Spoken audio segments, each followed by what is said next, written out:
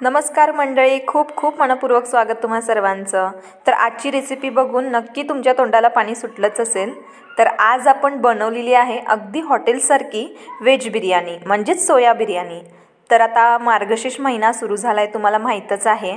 त्यामुळे नॉनव्हेज म्हणजेच non veg biryani, mutton biryani, chicken biryani वगैरे आपण नाही खाऊ शकत। मग आता जे बिर्याणी लवर्स असतात त्यांना बिर्याणी खाल्ल्याशिवाय काय चैन पडत नाही। मग आता मी सुद्धा तशीच आहे, मला तर बिर्याणी खूपच आवडते। म्हटलं आता नॉनव्हेज नाही पण व्हेज तरी बिर्याणी करूया। तर चला मग आता थोडाही वेळ वाया न घालवता सुरुवात करूया। तर आता व्हेज बिर्याणी बनवण्यासाठी मी इकडे बिर्याणीचा राईस घेतला आणि हा जो राईस आहे मी 1 ग्लासला थोडं कमी इतका राईस घेतलेला आहे। आणि तुम्ही इकडे बघू शकता ग्लासचं मेजरमेंट, तर इतकं मी तांदूळ घेतले आणि मस्त असं ते भात करून घेतले। तर आता भात जो आहे तो जास्त नाही शिजवायचा, अगदी 70 ते 80% इतकंच भात शिजवायचा आणि थंड होण्यासाठी फॅनच्या खाली वारा द्यायला ठेवायचा। तर असं केल्याने भात कसा सडसडीत मस्त होतो, बिर्याणीसाठी असाच भात लागतो त्यासाठी। तर भात मी ऑलरेडी करून घेतले आणि मग त्यानंतर तुम्ही इकडे बघत आहात 1 वाटी सोया जे आहे सोयाबीन मी इकडे म्हणजेच मिल मेकर आपण इकडे मस्त असे पाण्यामध्ये उकळून घेऊयात। तर आता मिल मेकरसुद्धा अगदी थोडे असे शिजले की मग आपण याला थंड पाण्यामध्ये ठेवायचं आणि मग त्यानंतर यामधलं संपूर्ण पाणी काढून घ्यायचं अशा प्रकारे। तर आता सोयाबीनमध्ये थोडंही पाणी नाही राहिलं पाहिजे, यामधलं संपूर्ण पाणी काढायचं। आणि जर समजा तुम्हाला सोया जरा जास्तच क्रंची पाहिजे तर तुम्ही याला हलक्या तेलामध्ये सुद्धा परतून घेऊ शकता। पण आपण इकडे तेलामध्ये न तळता याला डायरेक्टच वापरणार आहोत आणि तरीसुद्धा आपले सोया जे आहेत मस्त बिर्याणीमध्ये लागतील। तर चला आता मी काय केले, पॅन गरम केले आणि त्यामध्ये मोठे चमचे 4 तेल घातले। तर आता तेल गरम होऊ दे। आता आपण यामध्ये घालायचं कांदा। तर आता हा भरपूर सारा 2 कांदा मी मोठा मोठा चिरून घेतला आणि मस्त असा तळून घेतला। तर आता आपण कांद्याला छान असं फ्राय करणार आहोत। कांदा जो आहे अगदी ब्राऊन झाला पाहिजे, कारण आपण जसं बिर्याणीला वरती असतो ना असं मस्त फ्राय केलेला कांदा, तसा कांदा इकडे बनवणार आहोत। तुम्ही इकडे बघतच आहात आता मस्त असा कांदा जो आहे आपला फ्राय झालेला आहे। तर आता आपण काय करूया, या कांद्याला साईडला एका प्लेटमध्ये काढून घेऊया। तुम्ही हवं असल्यास तेल अजून थोडं कमी वापरू शकता। तर आता मी जितकं तेल शिल्लक आहे त्या तेलामध्येच परत थोडासा कांदा घालत आहे आणि हा कांदासुद्धा अगदी 2 मिनिटं इतका शिजवून घ्यायचा आणि मग त्यानंतर यामध्ये घालायचं गाजर। तर आता इकडे मी अगदी छोटे छोटे असे स्लाइस करून घेतले गाजरचे आणि मग त्यानंतर वापरला। आणि मग त्यानंतर मी इकडे मटार घेतले, हिरवे मटार तर आता बाजारामध्ये भरपूर प्रमाणात येतात। आणि मग त्यानंतर मी आलं लसूणची पेस्ट 1 चमचा, त्यानंतर मोठा चिरलेला टोमॅटो 2 चिरून घातले आणि मग त्यानंतर चवीपुरतं मीठ घातले आणि मस्त असं कांदा, टोमॅटो, मटार आणि गाजर शिजवण्यासाठी अगदी 3 ते 4 मिनटं गॅसवरती ठेवले। आणि 3 ते 4 मिनटांनंतर तुम्ही बघत आहात इकडे मस्त अशी आपलं आता कांदा, टोमॅटो, मटार, गाजर वगैरे शिजून आलेलं आहे। तर चला आता आपण यामध्ये घालूयात सुके मसाले।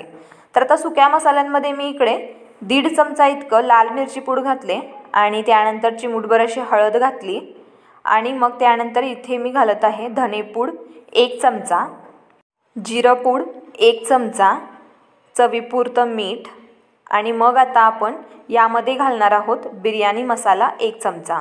तर बिर्याणी मसाला किंवा चिकन बिर्याणी मसाला वगैरे सहज बाजारात मिळतो पाकिटं, तर ती आणून तुम्ही अशा प्रकारे वापर करू शकता। तर आता मी 1 चमचा इतकं बिर्याणी मसाला घातलेला आहे। आता आपण ही भाजी जी आहे छान अशी परतून घेऊया आणि अगदी 1 मिनिट याला फक्त शिजवायचं आहे, जेणेकरून मसाले आपले थोडे शिजले पाहिजेत। आणि त्यानंतर ही भाजी जी आहे संपूर्णतः थंड करून घ्यायची आणि मग त्यानंतर यामध्ये घालायचं 2 चमचे इतकं दही थोडं फेटून घ्यायचं आणि मगच घालायचं। तर आता इकडे लक्षात असू द्या, भाजी जी आहे आपली संपूर्ण थंड झाली पाहिजे, नाहीतर दही फुटू शकतं त्यासाठी। तर भाजी संपूर्ण थंड झाली की मगच दही घालायचं।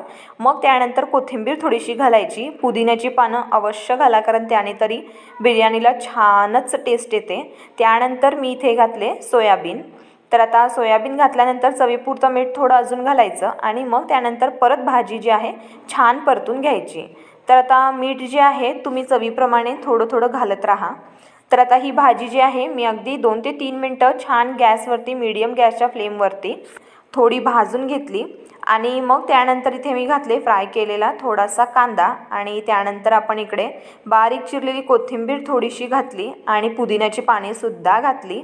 तर चला आता आपण यावरती थोडेसे मसाले घालूया। मसाल्यांमध्ये चवीपुरतं मीठ आणि मग त्यानंतर आपण इकडे घातलेला आहे गरम मसाला, अगदी चिमूटभर इतकंच घेतलेलं आहे, थोडं स्प्रिंकल करायचं। आणि मग त्यानंतर आपण इथे बघत आहोत पांढरा शुभ्र आपला मस्त असा बिर्याणी राईस जो आहे अशा प्रकारे मस्तशी घालायचं आणि लेयर बनवून घ्यायचं।